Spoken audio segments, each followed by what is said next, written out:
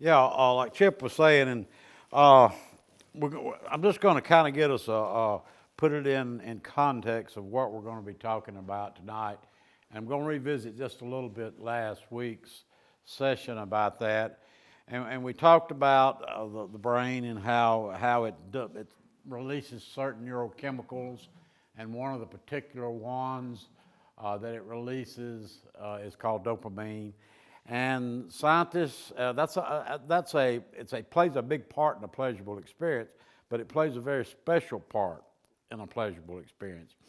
It tells the midbrain that this is good for survival. Not this part of the brain up here where you think, but it tells the midbrain. Now, what I talked about last week was the addict's ability to remember vividly the very best high they've ever gotten from their drug of choice. As we mentioned last week, memories will fade with time. That's the way that it's natural for memories to fade with time. However, in addiction, what scientists call a hypermemory is created. That is a memory that is very vivid and lasts possibly forever. That's what scientists are saying. It's also referred to as euphoric recall.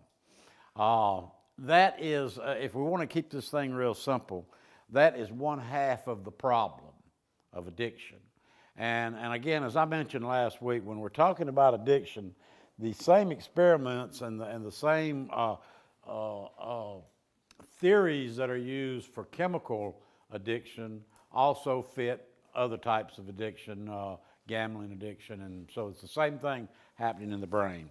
But anyway, this hypermemory, this addict's ability to remember in an exaggerated way the good feeling that the drug gave him back when he first used it, he or she first used it. And that memory remains embedded possibly forever. And so, and the memory it's layered. It has all types of different layers in a memory. There's sights, there's sounds, there's smells, there's certain feelings bring back memory. So there's all kinds of things that will bring back a memory. And so let's say that hyper memory of the, and let me say another thing, and I think I may have mentioned this, but put this in context. When you, I think I did say this last week, but it won't hurt to repeat it. When you ask a social, let's use the drug alcohol since it's legal. When you ask a social drinker if they would rate the feeling they get from having a drink on a scale of 1 to 10, your typical social drinker will say, with 1 being no pleasure whatsoever, 10 being the most pleasurable experience you've ever had. All right? And you ask a social drinker, would you rate the feeling that having a drink gives you on that scale? A social drinker will say, well, probably on a scale of 1 to 10, probably give me a 5, maybe a 6. You ask an addict the feeling that drug gave them back when they first used it, and I say I do this been doing this for a lot of years and asked thousands of addicts. Been asking this question for 25 years probably, and I always get a 10 or 11 or a 12 on the 10 scale. That's a whole other thing that scientists are looking at now because sensitivity to certain things. But so it has more value for the addict from the very beginning. And because it has more value, it's going to be repeated more often. But still, as they begin to use and continue to use, they begin to build a tolerance to the drug, and it no longer brings that 10 effect. You know, as they begin to build a tolerance, when they use now, it's a 7, then a 6, and a 5, and even a 4. It's the actual feeling you're getting from it is reducing, but embedded in the brain is that memory of, but this time I'm going to get that 12 again. And that's not normal. That's a phenomenon. That's not normal. So we're going to we'll call it a hypermemory. And we said that's our worst, that's half, I said, of the worst enemies of addiction. So the memories of all of the consequences that were incurred because of my using, those memories act natural. And what happens to memories with time? They fade. And so I used a little gesture that our outpatient, our family program has now made famous. Aramy and Dee in our family program, they use this gesture a lot in talking to families to kind of describe this phenomenon. So I'll use it tonight again. So we're going to let my right fist represent that powerful, permanent memory of a 12 on a 10 scale. All right? And we're going to let my left fist represent the awareness or the memory of all the consequences that happened because of this. And let's see what happens. This remains permanent, always ready to be there. At any kind of a cue can bring it up. This fades with time. So at some point in this process happening, if you will, that powerful 12 on a 10 scale eclipses the power or the awareness of all the consequences. And when that happens, the addict has a delusional perception of his relationship with drugs. This is what he perceives, a 12. And again, I said last week that this was stated in other words in a book that was published in 1939 called The Big Book of Alcoholics Anonymous. It says there comes a time when he is unable to bring into his consciousness with sufficient force the memory of the suffering and humiliation of even a week or a month ago. And it says what he does remember is vague and easily replaced with the idea that this time it'll be different though. And it says when that type of thinking starts, it happens over and over and over until he gets locked up, goes insane, or dies. That was published by a lot of wise human beings back in 1939. And when that was put out there, the medical community said, well, that can't be explained. That can't be true. And so the few doctors that kind of endorsed that book were pretty much ostracized by the medical community for endorsing such a preposterous idea. Today, through neuroscience, they've all been vindicated. Now the scientists can tell you, yes, it happens, and this is how it happens in the brain. So our enemy is that very powerful hypermemory. Intellectually, if you'd ask an addict that's been using a particular drug for 5 years, what was that feeling like the first time you used that, what ended up being your drug of choice? Again, they're going to say a 10 or 12 on a 10 scale. And then you say, but how long has it been since you really had that 10 or 12? And they will say, oh, a long time. How long? Probably at least 4 years, 4.5 years. But the phenomenon is that's what the addict, there's another thing that scientists, a concept that they use called prediction error. It's pretty complicated, we're not going to get into that. So some scientists think that it's that, they also use the term hedonic impact, that what the addict is seeking is that magic that they got back there in the beginning because it's such a vivid memory. And then there's some scientists are saying that's another thing that's happening, but regardless of the different theories, they all agree that this happens in addiction. They all agree at that. Now, so right now there's nothing that modern science can do about this.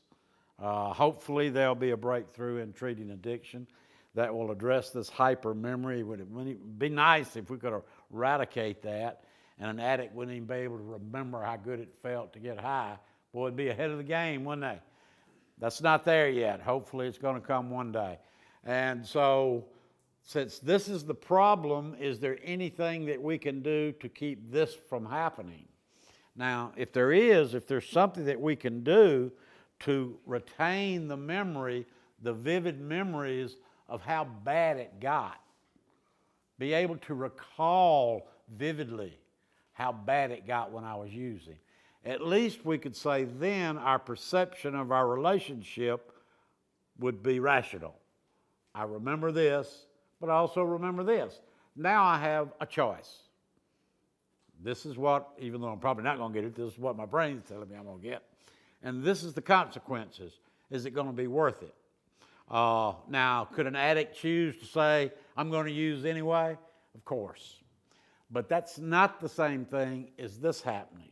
The big book of Alcoholics Anonymous says when this happens, they are without choice because the choice is based on a delusional perception. Therefore, the choice is going to be quite insane. We use the word insanity, all right?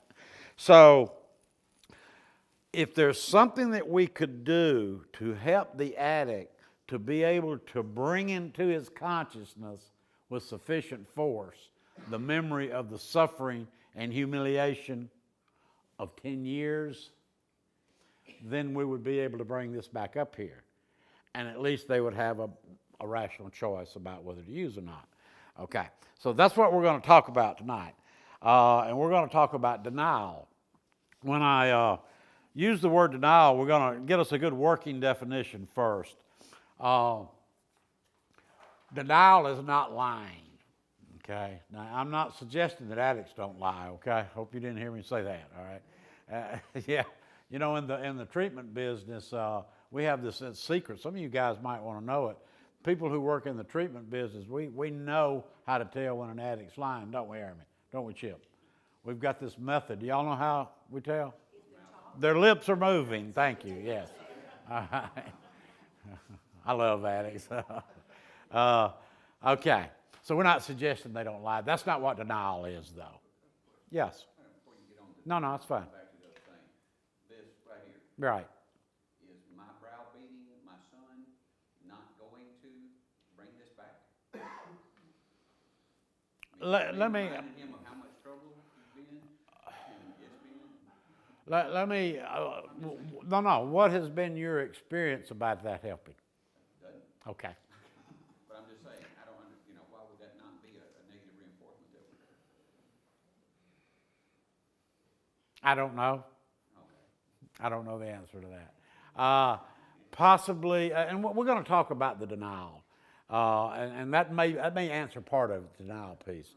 But addicts get pretty, believe it or not, get pretty comfortable being browbeat. You know, it becomes pretty norm for us, and we learn to dodge and weave, and can even get real sorry and say we're sorry, and all that stuff. You know, whatever we have to do to get out from under the heat. You know, but I think when we talk about the denial, and what we're going to talk about, I think is one of the best ways to help them to break through their denial that's already available to addicts if they want it, if they're ready for it. But anyway, denial is not lying. Denial is believing something that's not objective reality. When I'm teaching addicts, we spend a little time talking about subjective versus objective reality because those are the terms I use when I'm teaching them is objective versus subjective reality. But in a nutshell, your subjective reality is what you perceive as reality. And objective reality is what, let's say, the vast majority of people believe is reality. And so denial is when my subjective reality doesn't match objective reality. And let's start with an example first that everybody would be able to relate to. We've all heard the story of the mom and the dad who put their child to sleep and put them in the bed at 8 o'clock at night and retired to their own bedroom. And the next morning wake up and go look in, and the little 2-year-old girl, she's a 2-year-old girl, and the 2-year-old girl's not in the bed. Well, she's walking, so they start looking through the house. She's probably walking around. They can't find her. Well, their anxiety arises, and so finally they've searched the backyard and the yard and gone to the neighbor's house. Nobody has seen the child, and they call the police. Police come, and they bring out the dogs and the helicopters and the four-wheelers and do this search for the child. Finally think, well, maybe there's been a kidnapping. Call the FBI and they do all their forensic work. And nobody gets a clue. Nobody has a clue about what happened to that 2-year-old child. 10 years have passed. You walk into the child's room, mom has the room fixed exactly like it was 10 years earlier. What can we assume mom believes about her child? She will be found alive. Now, what do professionals in this field say the probability of the status of that child? Deceased. So we can say objective reality is after 10 years, no sign the odds are heavy that the child is deceased. But mom believes the child's alive. Now, does mom really believe that? Or is she lying? Let's hook her up to a lie detector test. We hook mom up to a lie detector test, and we say, Mom, do you believe your child will be found alive? Yes. Passes the test. So what can we say about mom? She's in denial. So why is she in denial? Because reality is too painful for her. So we all have a built-in mechanism that kind of shields us from painful realities. We all have it. You've all gotten the phone call of someone that's dear to you has passed away. And just for a second maybe for longer than that, but for a split second, what's your first thought? No, it's not true. It's not true. So we all have that, and it's kind of our little built-in buffer, I guess, to let reality, painful reality, settle in slowly. We all have it. It works with everybody. And so, but what we're going to talk about in addiction is what's called a characterological conflict, which is a painful reality.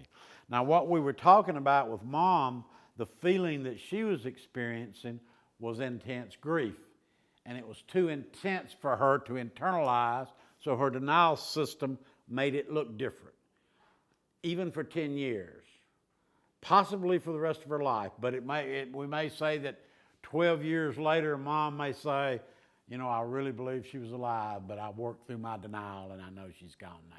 We don't know that, all right, how long it lasts. I think that how rigid that denial is, that fog is dependent upon how severe the pain is, okay? So what we talked about with mom example was intense grief of losing a child. But this is also true of other types of negative feelings. So everybody has a denial system that shields them from the reality of negative feelings. All right. What we're going to talk about tonight, though, is guilt and shame. We're going to kind of make it, just stick to these two feelings right here. Let's talk briefly about those feelings. We're not going to go into a whole thing on guilt and shame. But guilt is that negative feeling that I have when what I do, my behavior, goes against my values. And thou shalt not steal. I believe thou shalt not steal. That's one of my values, is honesty. Well, if I steal something, I'm going to feel guilt about the act of stealing. That's my guilt.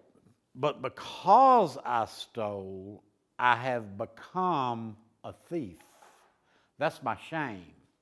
So guilt is about what I did or didn't do. It could be what I didn't do that I should have done, or what I did that I shouldn't have done. And shame is about what I am or am not as compared to who I think I should be or should not be. So they're a little different, but they're connected. There's cases where they're not, but we won't get into that. But typically the guilt and shame are connected, but they are different. And the reason I bring that up is because I believe that guilt is much easier, neither of them are easier to deal with than shame. And so shame is real sticky, kind of. Guilt is when my behavior was corrupted, and shame is when my being has become corrupted. And so I think recovering from the shame is a longer journey than reducing guilt, we feel. It takes longer to get to do that. All right. But guilt and shame are painful feelings. And they come from me, from my behavior.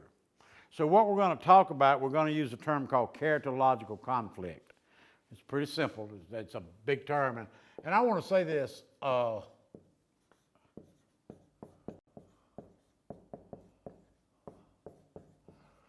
lot of what I talk about when I'm talking about most of what I talk about when I talk about denial has been around for a long time. There was a book written back in 1978, I think, called I'll Quit Tomorrow by Dr. Vern Johnson.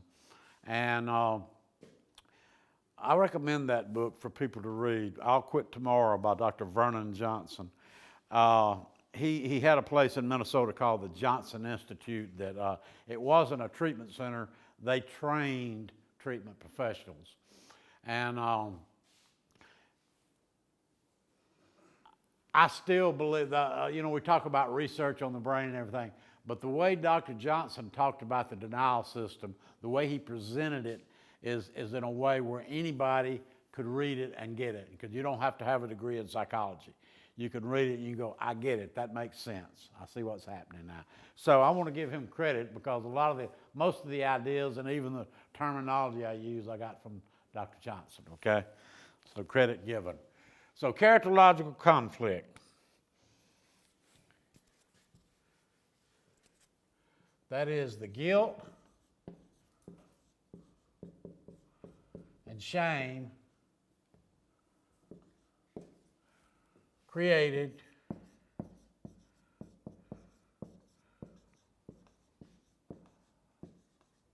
when my behavior, my actions, conflict do not equal my values.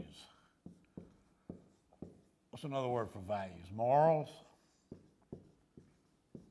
priorities, etc. Okay?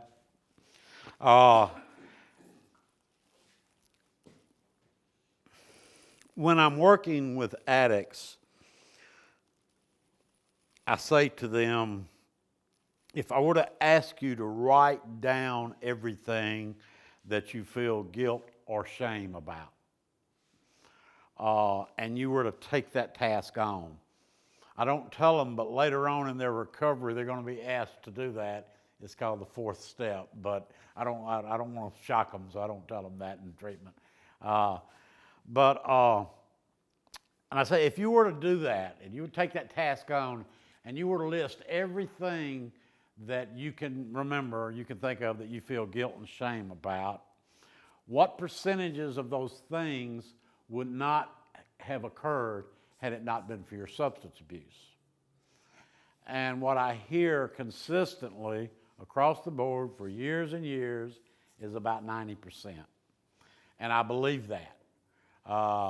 I believe that that's true of most addicts, that they will say 90% of the regrets that I have are directly related to my substance abuse, okay? So do we all go against our value? Anybody in here perfect? So everybody in this room, occasionally their behavior conflicts with their values, right? Okay? Well, would it be okay if I said possibly then maybe addicts do it 10 times more than a non-addict, just for the nature of their addiction? So everybody has guilt and shame to deal with. But I think addicts have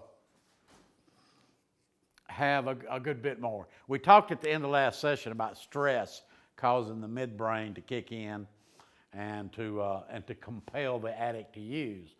Well, and this is what I teach patients in treatment.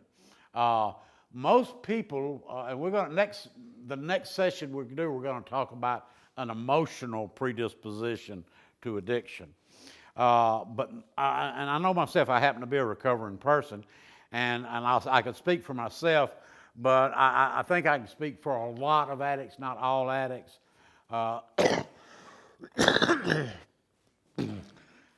Had I never used drugs, I believe I would have had a difficult time coping with life on life's terms. I just didn't have very good coping skills, okay? Uh, and so life itself is very stressful.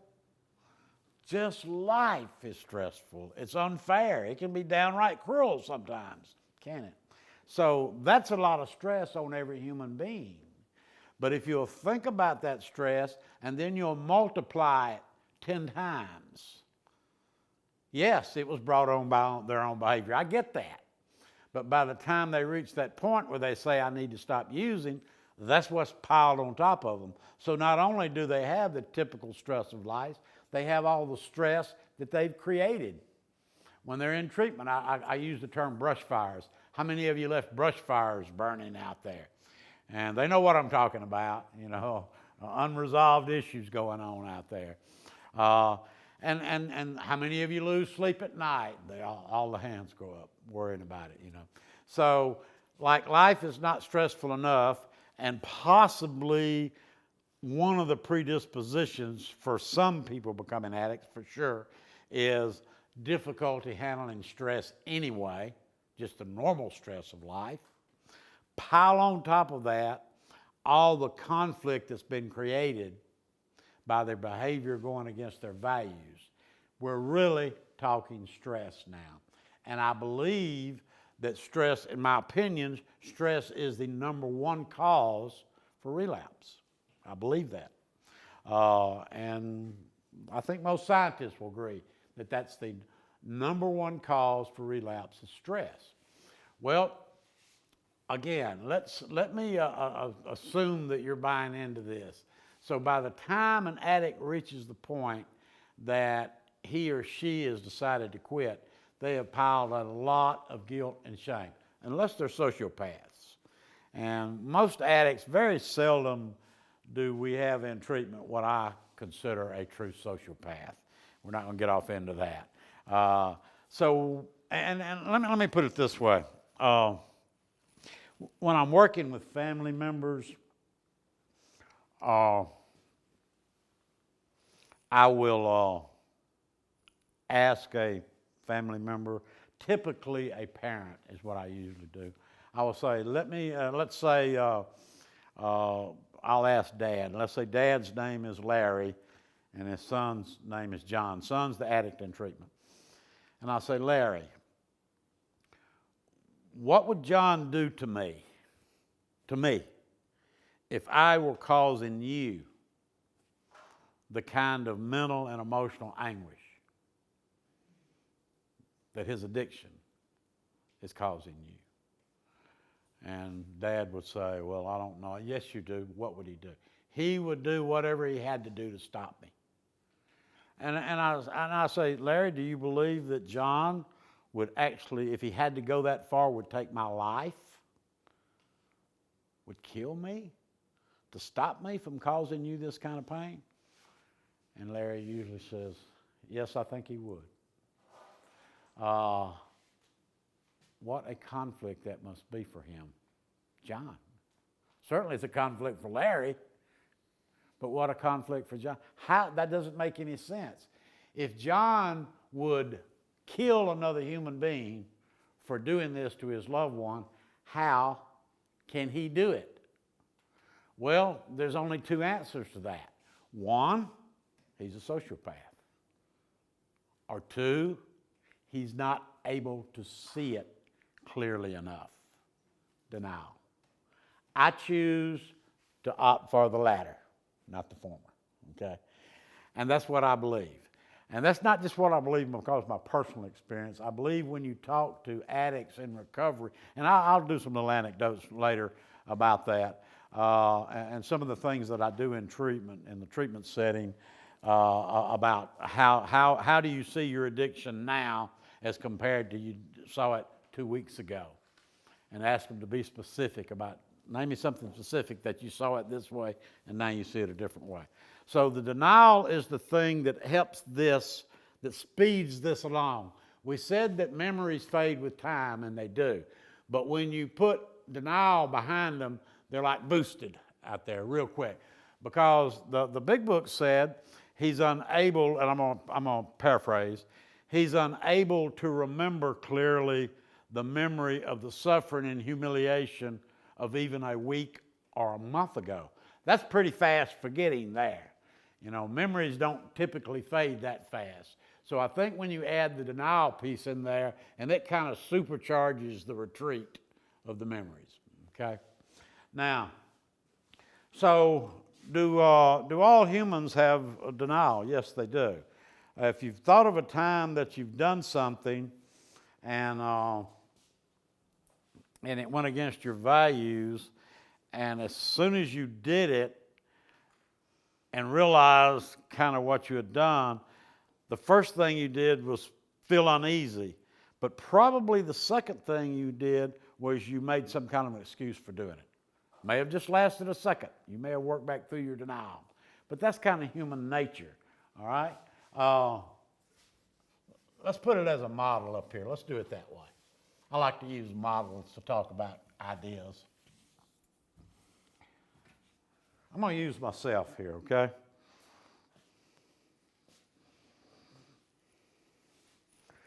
All right, let me see. Let's say because this is one I use with patients, so I'll use it. I already don't have to reach and get anything. All right. I'll pick a patient out, and I'm going to use Chip. Chip just came to treatment, and I just came to treatment, and we got there the same day. And we didn't know each other before we got there. But we were newbies there, and we were checking in and kind of uncertain of ourselves and what was going to happen. And we kind of connected and started talking and kind of formed a little bond right there the first day in treatment. Well, we both had to go through detox, let's say. And we were both in detox 5 or 6 days, and they put us in the same detox room. And we had a lot of time to do a lot of talking. So we began to share a lot. And when we got out of detox, as it happened, they ended up putting us in the same room together. We were roommates. So Chip and I had started to develop a real tight relationship.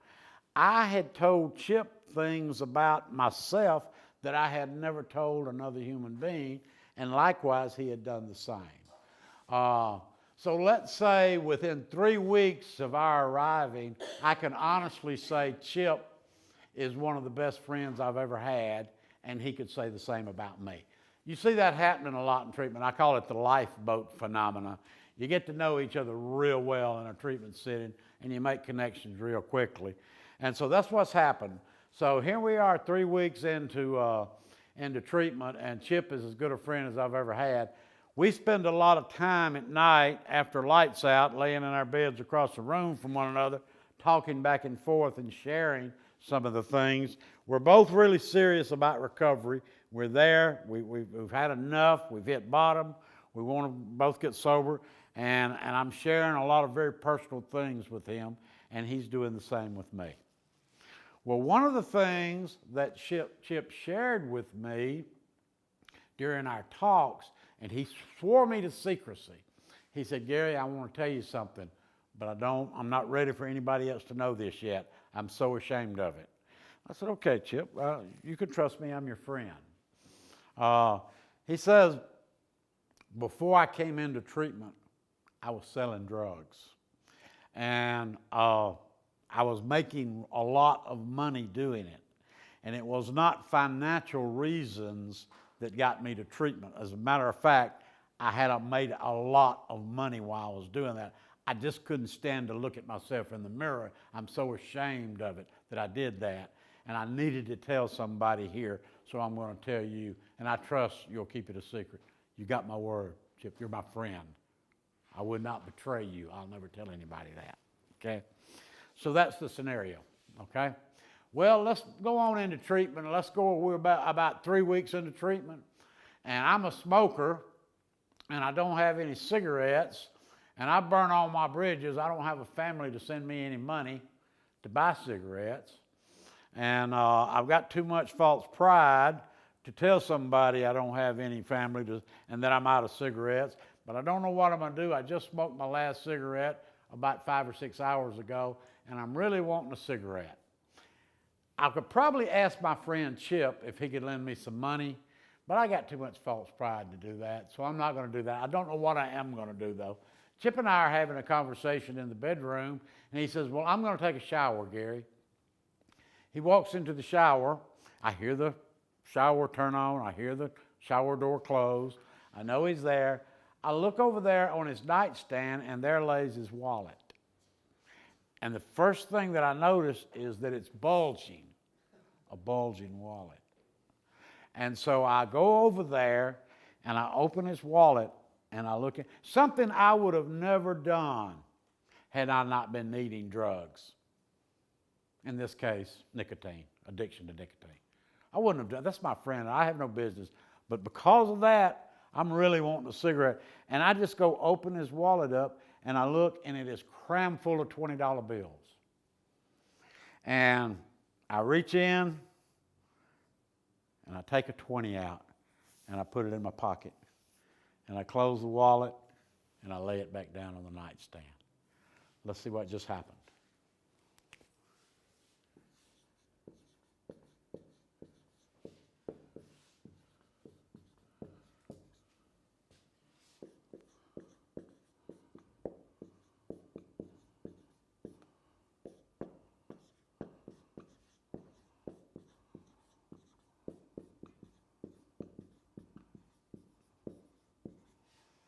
That's two of my values.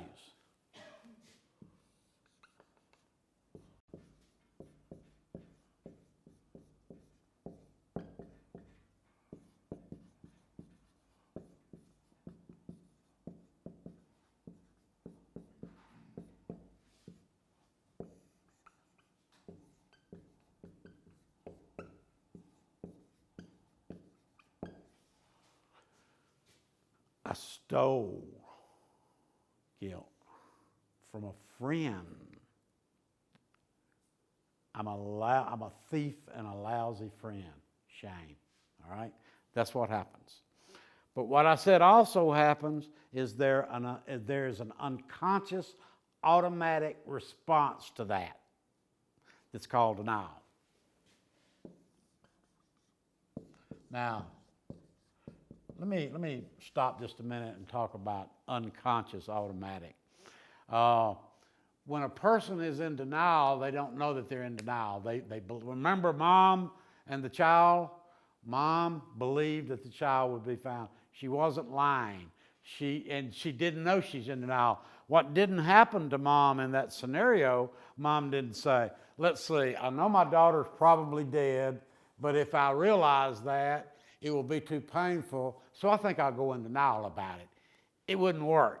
So it has to be an unconscious thing. You're not aware that you're in denial, okay? So it is an automatic, unconscious response to emotional pain. Now let's get back to this kind of emotional pain, guilt and shame as a result of something that I did that went against my values, okay? All right, so there's the denial. My denial steps in immediately, and help me here. What do you think it starts telling me? Denial is an intellectual process. I have to start believing something that's going to make me feel better about that. So let's see, what might it say to me about that particular scenario? He's got plenty of money. Well, he's got plenty of money. And where did that money come from? That's dope money. That's blood money. So that's really not his money anyway.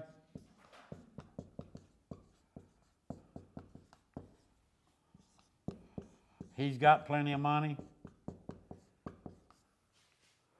How much money did he have in there, Gary? The dude had $1,800 in there. And how much did you borrow? What? How much did you borrow?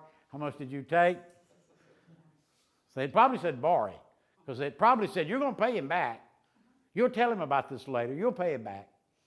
So I probably justified, my doing it. But a thief would have taken how much? All of it.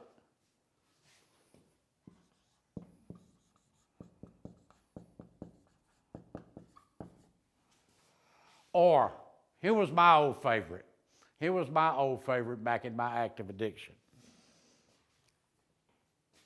Chip been acting like he knows what time it is and he's hip, slick, and cool and knows what's going on. And he lays his wallet and leaves it laying right out there in the open for anybody to pick up. That was one of my favorites. Blame. Okay?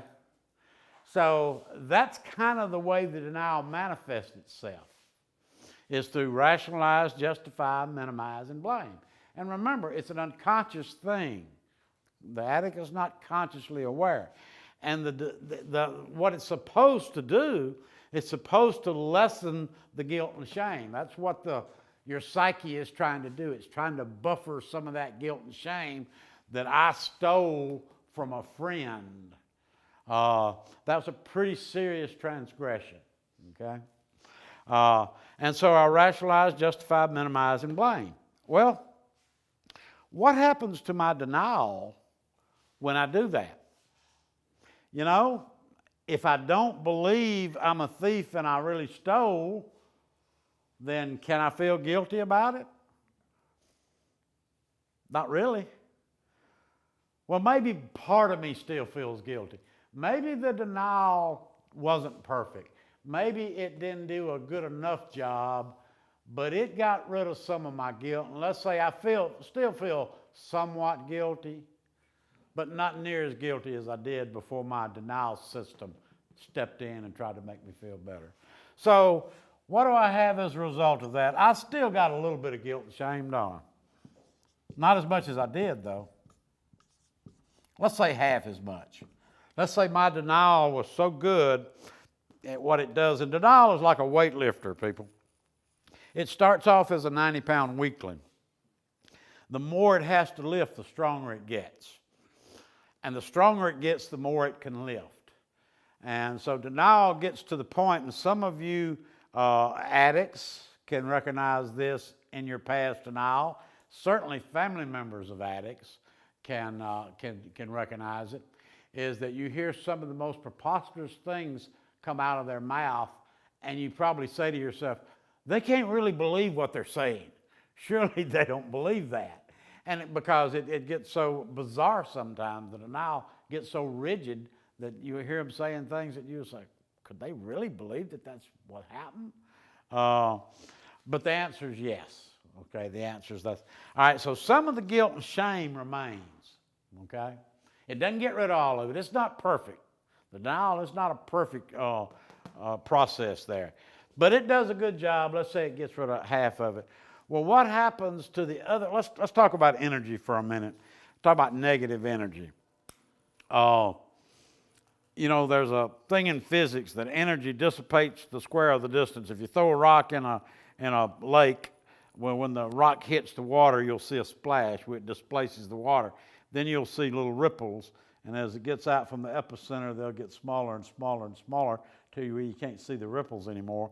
However, according to the law of physics, the energy that was created when that happened continues to flow around and around and around the world. It gets to a point where it's not measurable, but theoretically it's still there.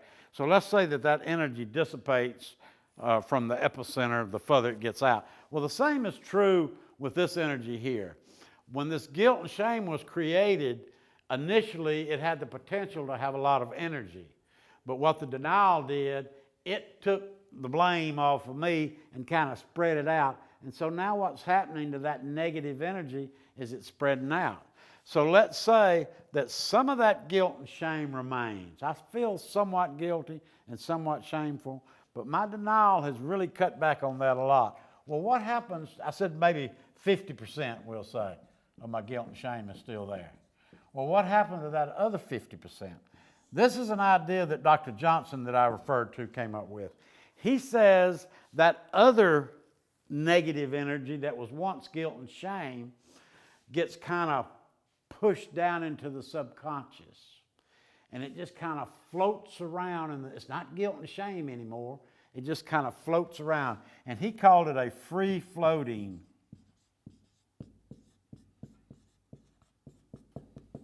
mass of negative feelings.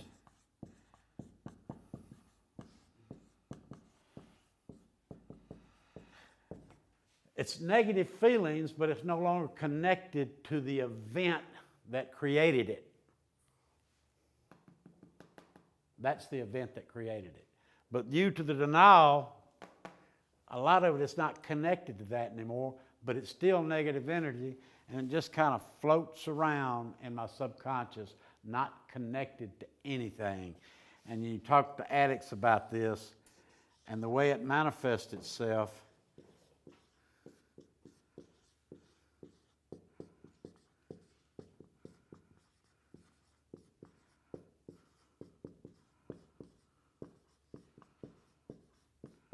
as being restless, irritable, and discontent. Any addict who's recovered remembers those feelings well. And even today, after a lot of years, they still visit me anyway today. So this is the free-floating mass of negative feelings here. Now, so what does the addict do about that? Well, you know, I've discovered something that really helped that a long time ago. That helps it. And of course, when I use drugs, what am I likely to do? I'm sorry, wrong arrow. Steal from a friend, which creates more guilt and shame, which creates cause for more denial, which creates more rationalize, justify, which creates more, and I get locked in that cycle, round and round and round. Okay? Now, is there anything that we can do to reverse this cycle? That's what we're going to talk about now. The answer, thankfully, is yes. Because if I can change this back into guilt and shame, I can't undo what I did. Can anybody think of something that I might could do? Let's say I work through my denial and I go, you know what happened? I stole from my friend Chip. I took money out of his wallet and he trusted me and we had developed a relationship and I stole from him. I feel horrible about what I did. Well, can I go back and undo it? I did it. It's in stone. I can't erase it. Well, what's the next best thing I can do? I can go to Chip and admit it, can't I? I don't like that now. That makes me feel real uncomfortable. But let's say I go to my counselor, and I'm in treatment. Remember, I'm in treatment. And I go to my counselor, and he or she says, well, you seem to be very restless, irritable, and discontent today. And I go, well, I'm not restless, I'm not, oh. Bite your head off, right? And what's going on? Oh, I don't know. Is there something that you've done maybe that's bothering you and you need to talk about it? Well, and so I have one of those moments of honesty. And I say, well, yeah, let me tell you what happened last night. And I sit and I tell my counselor what I did. I take responsibility for it and I quit denying it and everything. And my counselor, and my counselor says, well, what do you think? You know, those counselors, they always ask you questions. They never give you answers. They don't believe in giving you any answers. They'll answer a question with a question, all right? And so the counselor says, well, what do you think you should do? Yes, you do know, Gary. What do you think? I need to fess up to him. Well, are you going to do it? Gosh, I guess so. So I'm really in agony now. I'm really uncomfortable. But finally, I get up the courage and I go to Chip and I say, Chip, there's something I got to tell you about. Last night when we were talking in the bedroom and you went and took a shower, I went through your wallet and I took $20 out. No excuses. Shouldn't have done it. I was wanting some cigarettes. I didn't have any money. If I'd have asked you, you'd have probably given me the money.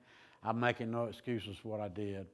I stole money from you, and you were supposed to be my friend, and I feel horrible about doing that. I know, don't blame me if you're going to ask for another roommate. I get that. I know you can't trust me, and I'll understand if that's what you choose to do.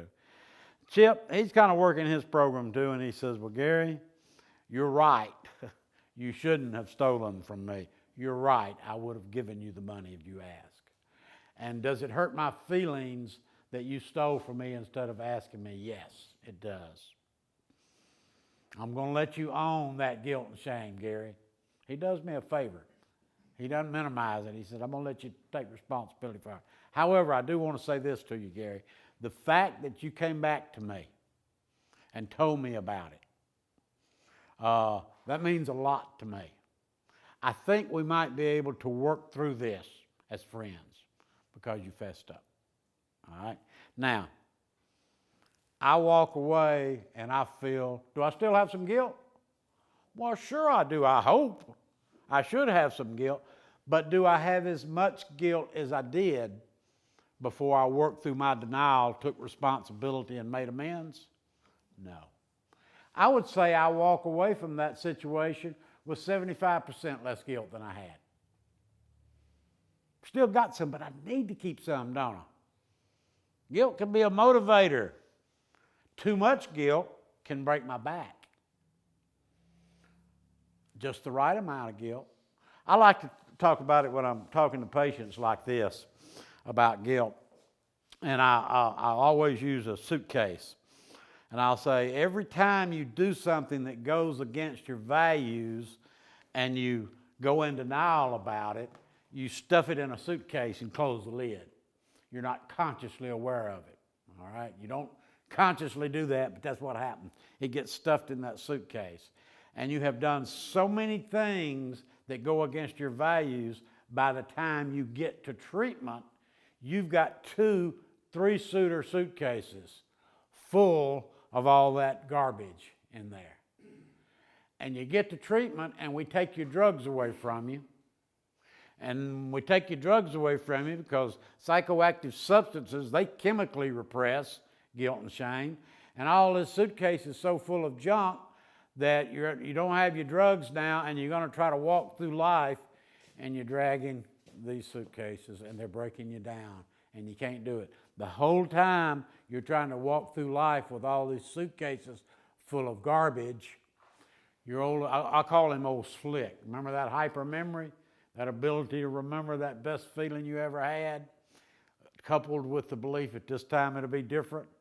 The whole time you're trying to get through life dragging that baggage, I call him old Slick.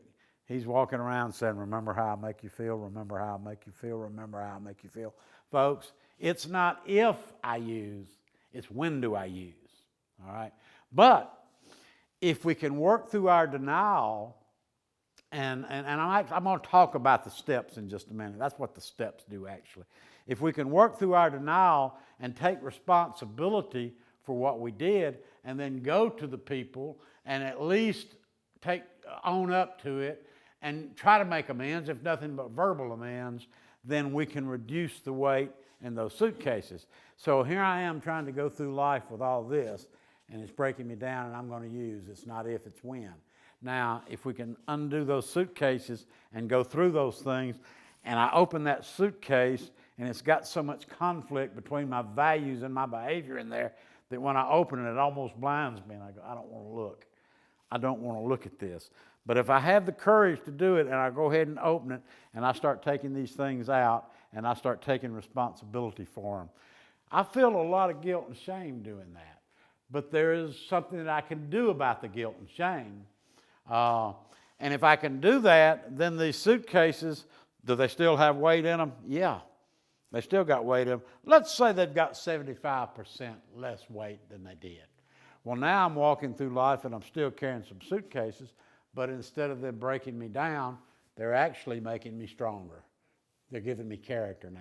So we can turn all of that guilt and shame and all that denial and the restless, irritable, and discontent, we can turn that into an asset if we do the right things, okay? So this is what happens in denial. Now, let's go back to the question that I asked Dad about the son. Would your son allow me to cause you this kind of pain? No, he wouldn't. can you imagine then the conflict of getting in touch with the reality of an addict, that I have caused pain to a loved one, that I would have killed someone else had they done it to them?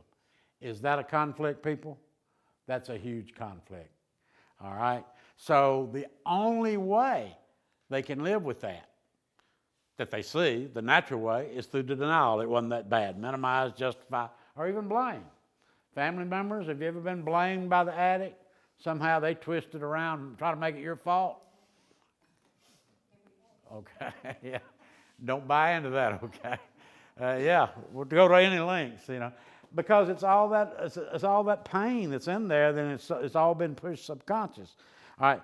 So what can we do about this? Is there something that we can help with? Now, the method, and when Chip first got up here, he talked about our philosophy at the Oxford Center. I think our main philosophy there is, if I can kind of put it in a sentence, is denial is our enemy. And the more we can help a person to work through their denial, the more likely they're going to be able to see the reality of how bad it got. All right? So what we do is we use tried and true methods. A patient will come into treatment and we detox them, take their drugs away from them, and then we give them an assignment. And it's a 4-part assignment. And it's called they call it their CUH, or chemical use history. And there's 4 different parts. Is one thing we do, the first part of the assignment is we ask them to go back 6 months before they came to treatment and just think, feel, and write about the series of events that finally brought them into treatment. Because usually there's not one particular thing that brings people. There's a straw that broke the camel's back. But typically there's a series of events that build up and finally something happens, and either they say to themselves or somebody else says to them, you can't keep doing this. You got to go get some help. All right? And we ask them to start with that. Now the reason we just say go back 6 months, don't go back any further than 6 months, and just talk about the events that brought you into treatment, is for one thing, we talked about memories fading with time. Well, these memories hadn't had as much time to fade yet as memories of 5 years ago. So we want to catch them kind of new. And we ask them to write about it. Now, to first think about it and then write about it. And we're going to talk towards the end what this does. Dee and Aramy, when they're talking to families a lot and explaining this to them, they do the 4-part thing. Think, feel, write, and talk. Think, feel, write, and talk. Think, feel, write, and talk. What you're doing then is you're creating a neural pathway in your brain between your use of drugs and a negative consequence. So we get them to do that assignment, and then they give that assignment to their counselor, and hopefully their counselor is going to sit down and go over that assignment with them.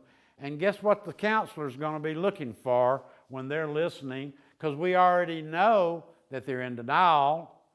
We already know that. That's a given in treatment. The person is in denial. Now, obviously, denial doesn't just mean I don't have a problem. Matter of fact, a very small percentage of the people who end up in residential treatment, very small percentage, walk in saying, I don't have a problem. Occasionally that happens. So it's not that real overt denial of I don't have a problem.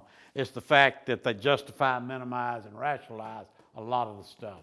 They don't see it as severe as it really is, all right? And so when their counselor is listening to this, hopefully that counselor is going to be listening for rationalizations, justifications, minimizations, and blaming. And when that happens, a good counselor will say, wait a minute, back up. Say what you just said, and they'll repeat it because they believe it to be true, remember? Denial. And they'll repeat it. And a good counselor has a way of saying, that sounds a little odd to me. What do you mean? Well, I don't know. Yeah, what are you talking about? Well, to me, I may be wrong, but when you said that, it sounds like to me that you were really minimizing what happened.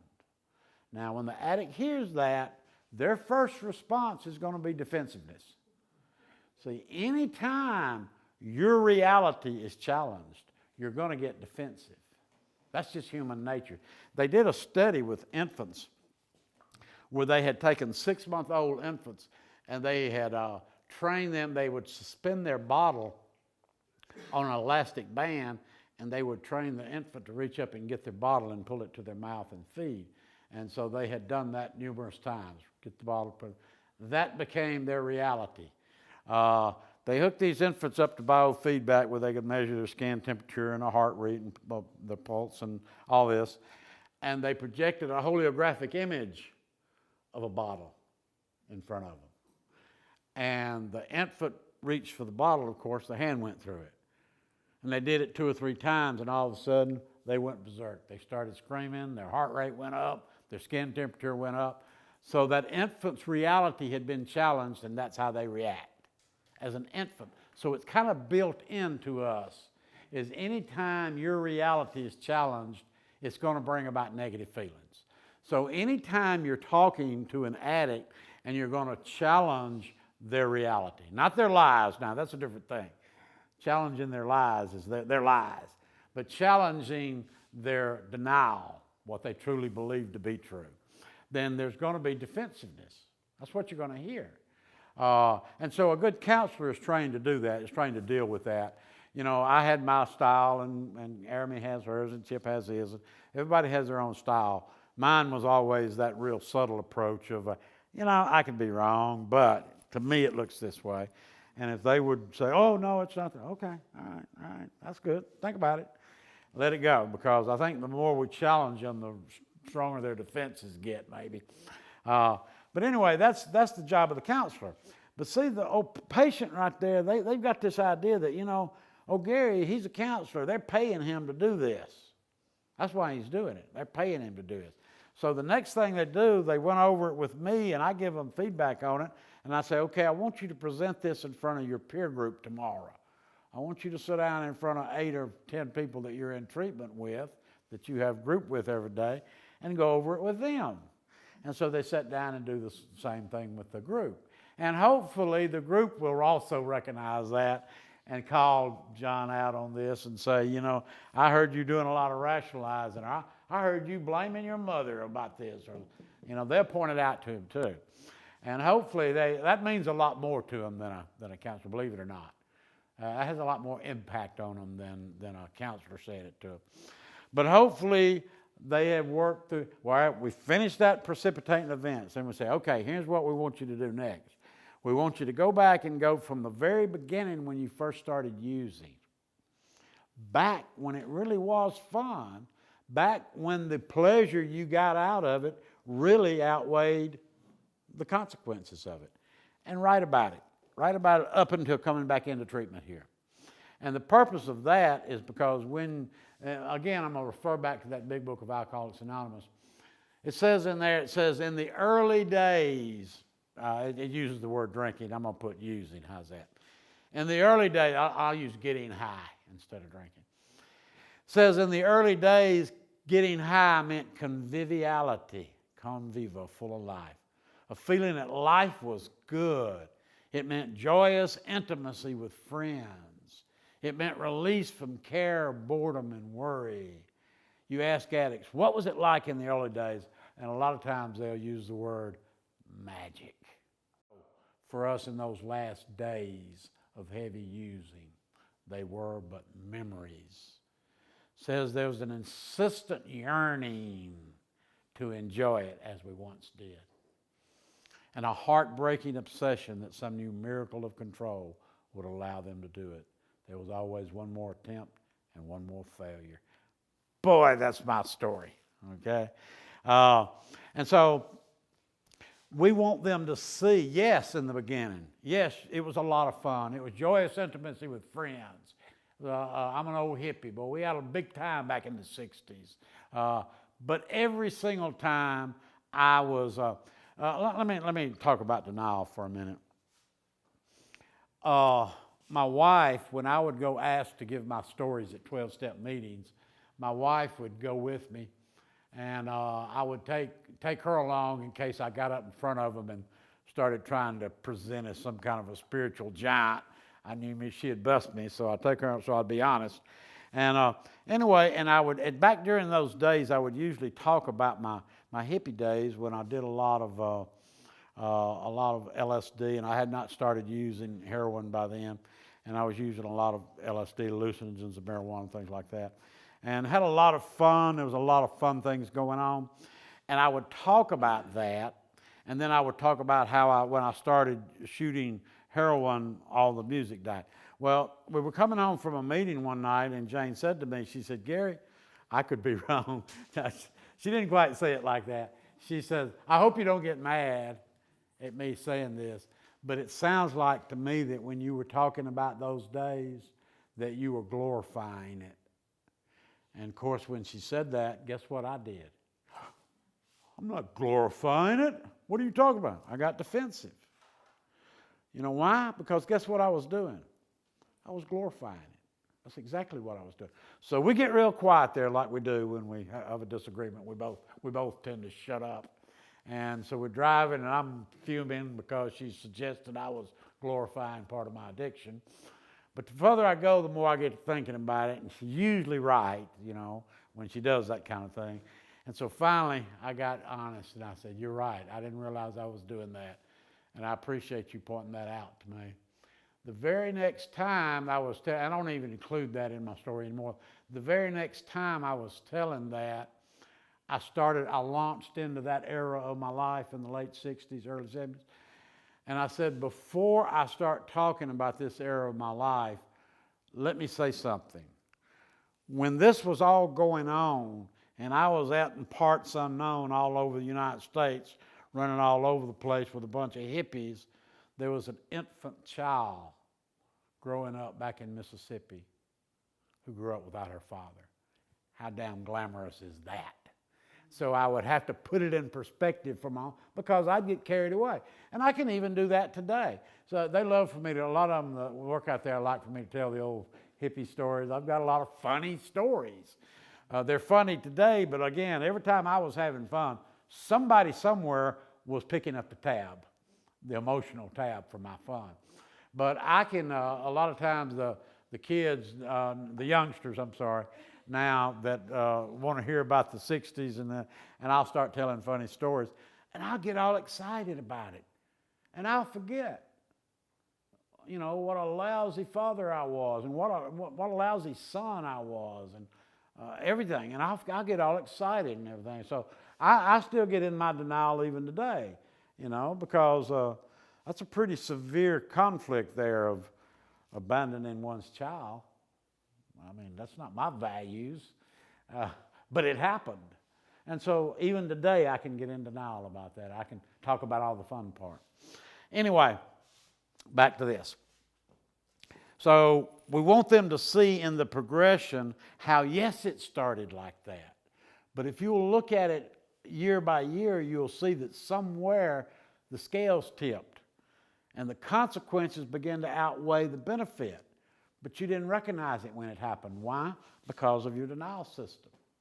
And so they do that piece, all right? And that's called the progression. Then the next thing we have them do, it's called, they refer to it as their consequences.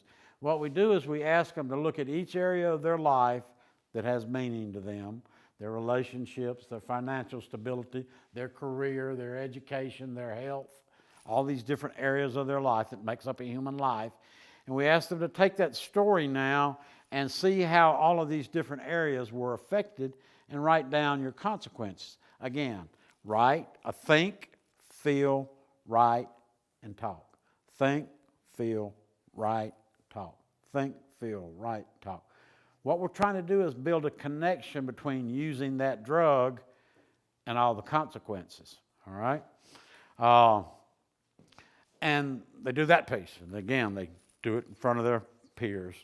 And then the last piece we do, which is the most powerful of all, we will say to them, now we want you to take, how many, at least 5 people that are important to you, I don't remember now what the instructions are. It's been so long since I've looked at it.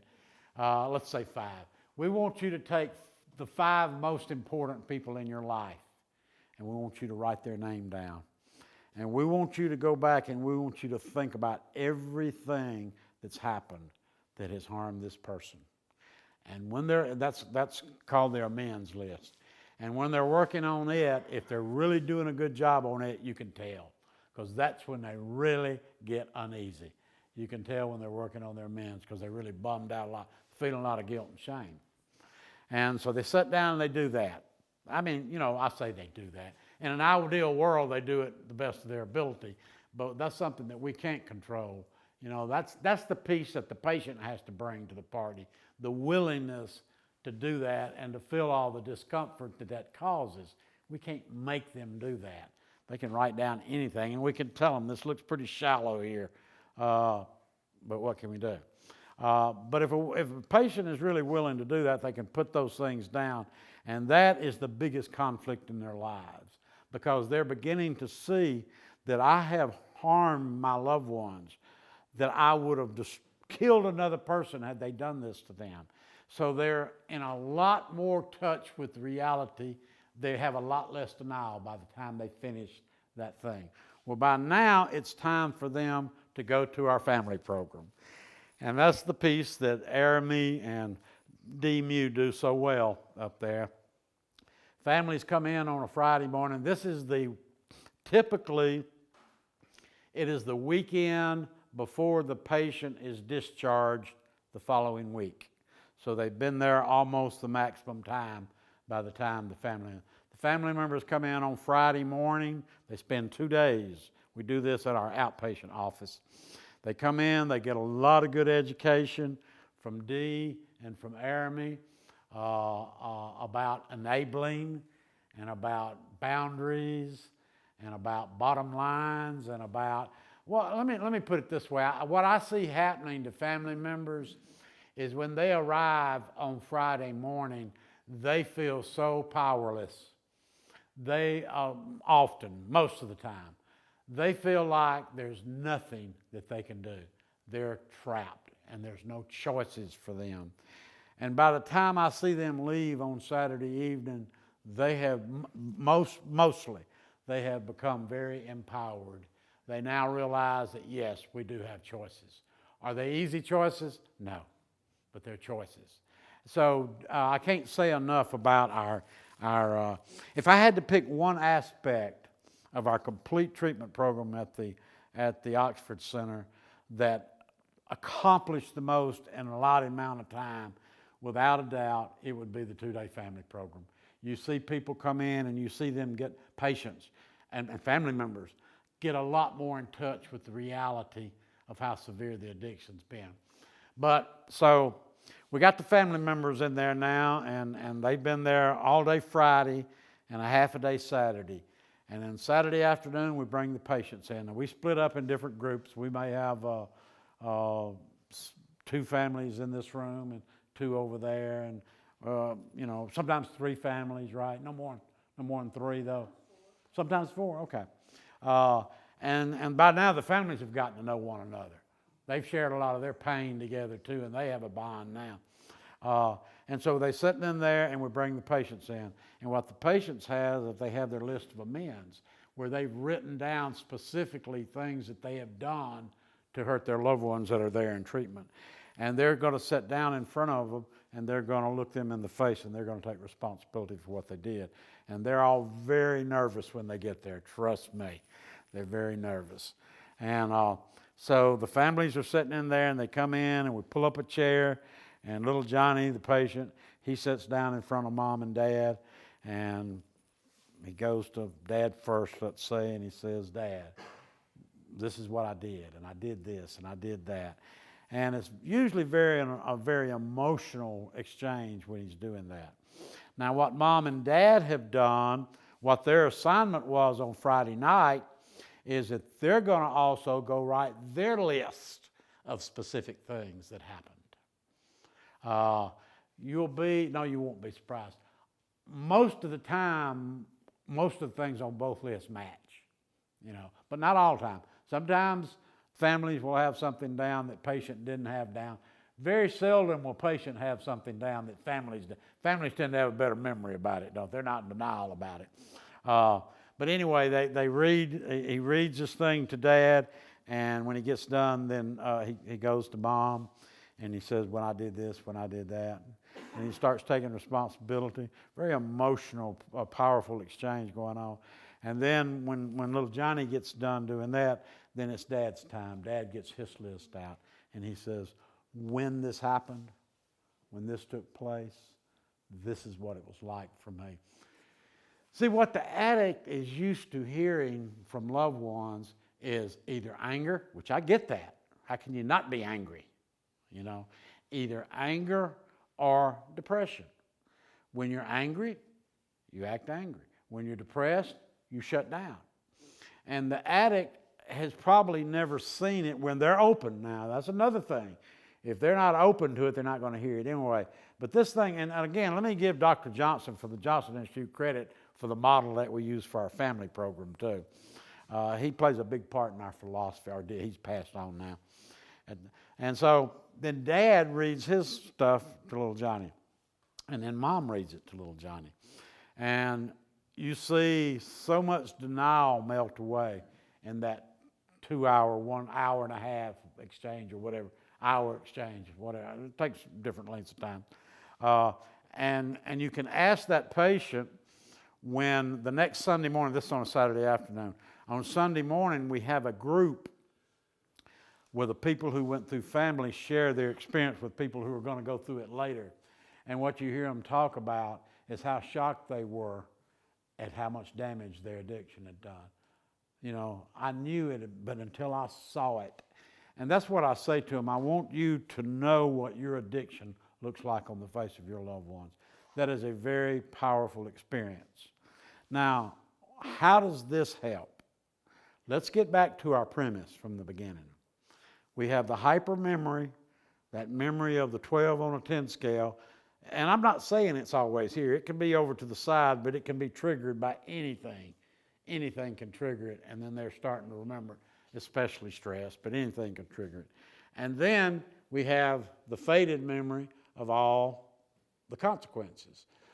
By helping them to work through their denial, we're getting this stuff and we're bringing it back up here to when this happens, they'll be able to say, yes, but here's also what happened.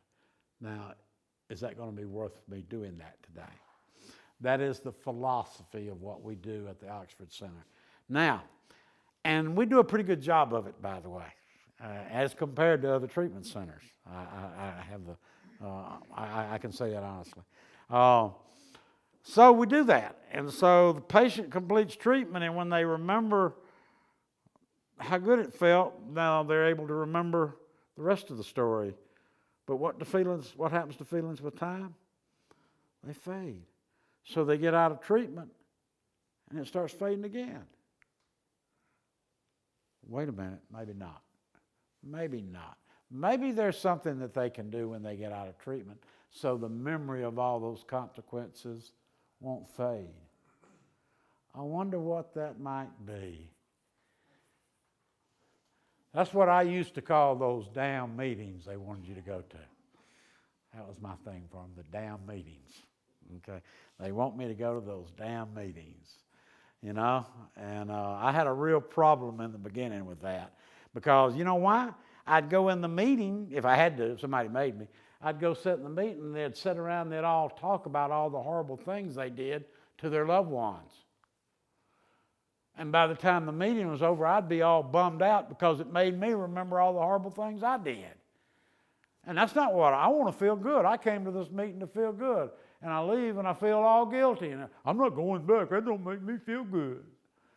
But in hindsight, of course, I have a whole different, what it was doing, it was keeping those memories fresh.